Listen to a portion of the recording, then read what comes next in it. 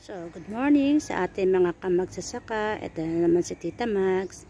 Ngayon, narito naman tayo sa aking mga marigold. Yan po yung ating mga marigold. Meron siyang yellow at saka meron siyang orange na color.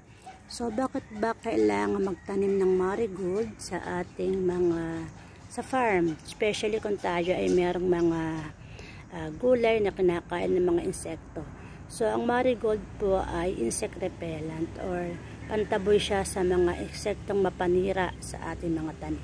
So, again, sa agri-crop production, so paano natin, o kaya sa organic agriculture, ito yung isang organic way para makontrol yung ating mga pest at saka yung ating mga insektong dumadapo sa ating halaman.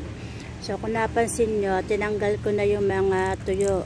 Ito yung pag natuyo na yung bulaklak niya, kinukuha ko na siya, nilalagay ko na siya doon sa iba pang lugar. Ayan, pag kami mga tuyo ng ganyan, niyahaya ko lang ang ganyan sa lupa o doon sa lugar na gusto kong tubuan niya para hindi lamang siya nagpapaganda ng ating paligid, kundi para makontrol natin yung mga insekto na dumadapo sa ating mga halaman. Ayan. So, ayan po yung ating marigold.